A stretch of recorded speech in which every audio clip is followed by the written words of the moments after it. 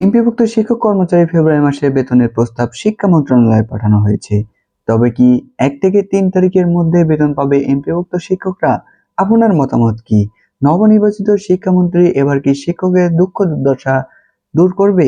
চলুন আজকে দৈনিক শিক্ষার একটি প্রতিবেদন নিয়ে বিস্তারিত ভিডিও আলোচনা করি এবং আমাদের এই ফেব্রুয়ারি মাসে বেতনটি কত তারিখে আমাদের ব্যাংক অ্যাকাউন্টে ঢুকবে এবং এর সাথে আমাদের বেতন বোনাস কত তারিখে আমরা পাবো সে বিষয়ে আজকে ভিডিওতে বিস্তারিত আলোচনা থাকছে। শিগগিরই শিক্ষকরা বেতনের টাকা পাবেন বলে আশা করা যাচ্ছে। চলুন আজকে ভিডিওতে বিস্তারিতভাবে আলোচনা করি। এমপিওভুক্ত শিক্ষক কর্মচারীদের ফেব্রুয়ারি মাসের বেতন ভাতার প্রস্তাব মন্ত্রণালয়ে পাঠানো হয়েছে। মন্ত্রণালয়ের অনুমোদনের পর শিগগিরই শিক্ষক কর্মকর্তা কর্মচারী বেতনের টাকা পাবেন বলে আশা করা যাচ্ছে। বৃহস্পতিবার শিক্ষা মন্ত্রণালয়ের মহাশয় একটি সূত্র থেকে শিক্ষা.com এই তথ্য জানিয়েছেন। এর আগে এমপিভুক্ত শিক্ষকদের বেতনের টাকা ইলেকট্রনিক ফান্ড ট্রান্সফার ইএফটির মাধ্যমের জন্য আগামী 24শে ফেব্রুয়ারি মাসের মধ্যে এবং এ মাসের বিল অনলাইনে সাবমিট করতে বলার নির্দেশনা ছিল মন্ত্রণালয়ের।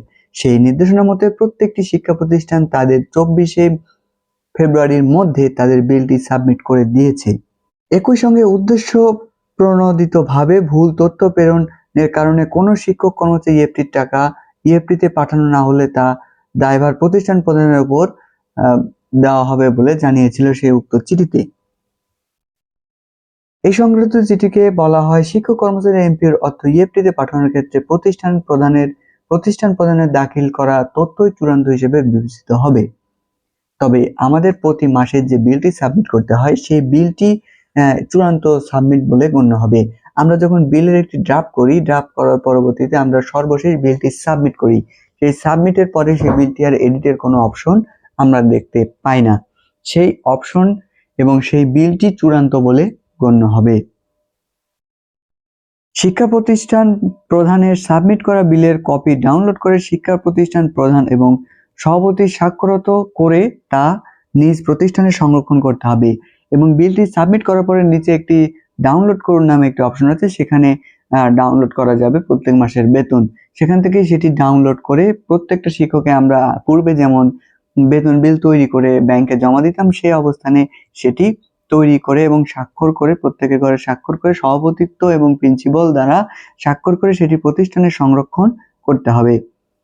এছাড়া চিঠিতে আরো বলা হয়েছে অধিদপ্তর শিক্ষা প্রতিষ্ঠানে এমপিভুক্ত শিক্ষক কর্মচারী এমপিওর টাকা 1 জানুয়ারি 2025 খ্রিস্টাব্দ থেকে ইএফটি দেওয়া হচ্ছে এবং জুলাই মাস পর্যন্ত সরাসরি শিক্ষক কর্মচারী স্ব ব্যাংক নম্বরে পাঠানো হয়েছে।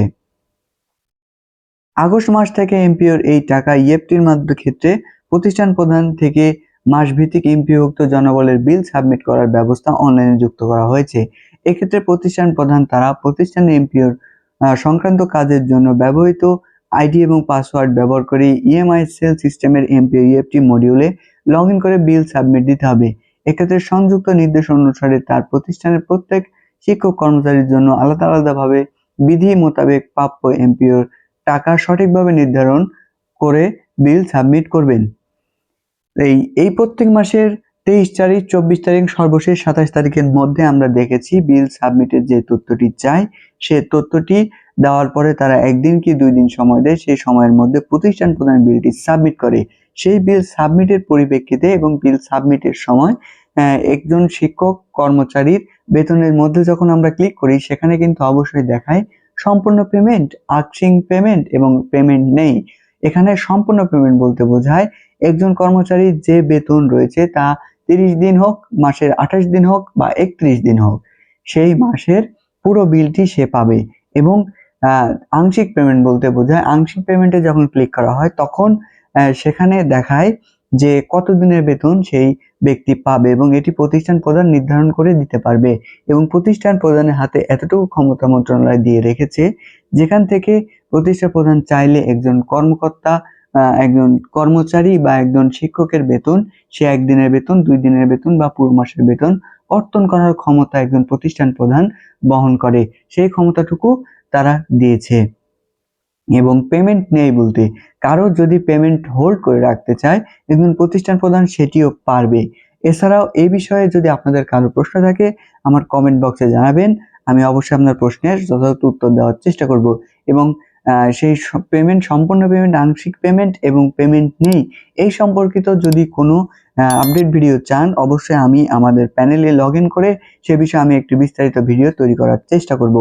তো সে বিষয়ে কোনো প্রশ্ন থাকলে জানাতে পারেন।